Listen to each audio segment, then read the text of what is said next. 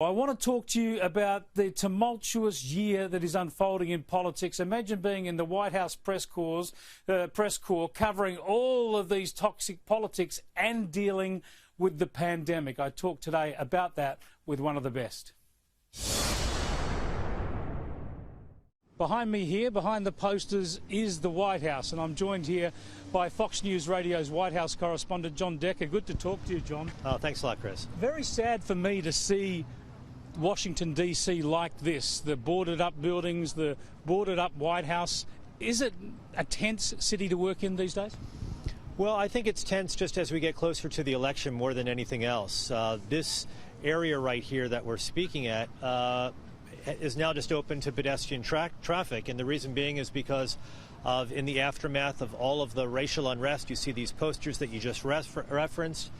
And you see, in addition to that, a lot of concern about what happens after Election Day, and that's why so many businesses have boarded up, fearing perhaps some sort of unrest in the wake of a result that they may not like. It's such a worry, isn't it? And it's so disappointing, and let's hope for the best. I want to talk about the campaign and the pandemic. The Democrats have wanted to talk about the pandemic day in, day out, but the two candidates have been at polar opposites. You've got Donald Trump, massive campaign rallies, immune from COVID now. Joe Biden playing a very, very COVID-safe game. And, you know, after the election is concluded, we'll know whether Joe Biden's strategy was either brilliant or boneheaded, as we might say here in America, in the sense that typically you're out on the campaign trail, you're meeting with your supporters, you're having rallies. That's what President Trump is doing.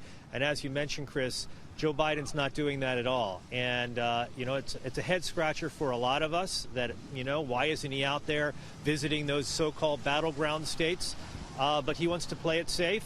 He believes he has a lead that he wants to sit on, sort of wants to run out the clock, and we'll see if that works for him.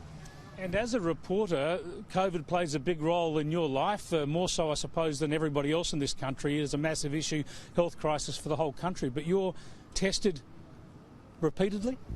Yeah, I've probably been tested about 50 times since the start of the pandemic, and the reason being is that every time I enter the White House complex, every time I travel with the president, I obviously have to get a COVID test because I'm in such close proximity to the president. And so fortunately, I've tested negative each and every time. It gives you a sense of security, that's for sure, but it's a reminder every time I get tested of what we're all dealing with right now. OK, let's talk about where the race is at this stage. There's no doubt that in the average of the published polls, there's a bit of a move on from Donald Trump. He is increasing his share of the vote according to the polls. Will it be enough? Will it come too late? 90 million people have already voted. What's your sense of where we're going in these final couple of days? Well, I pay attention to the polls just like everybody, and Joe Biden appears to be leading in very critical battleground states. I think it's going to be an awfully close election. You know, I don't think it's a runaway election by any stretch of the imagination. It may come down to 3 states altogether, and Pennsylvania, Michigan, Wisconsin. And interestingly enough, Chris, those are the same 3 states that decided the 2016 presidential election.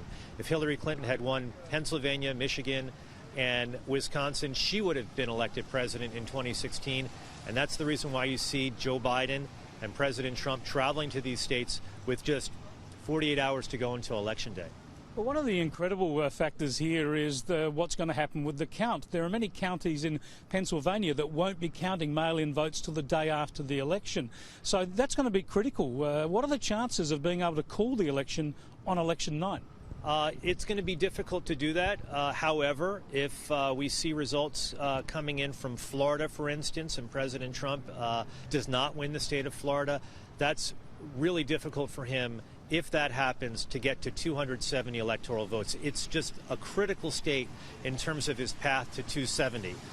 You mentioned the idea of not knowing election night.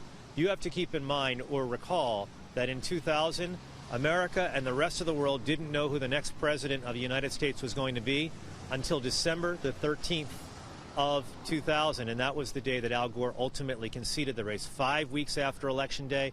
So I think America should be patient. We've been through this before, and we can certainly do it again. John, it's such a busy time for you. Thanks so much for your time. Thanks a lot, Chris. Really appreciate it.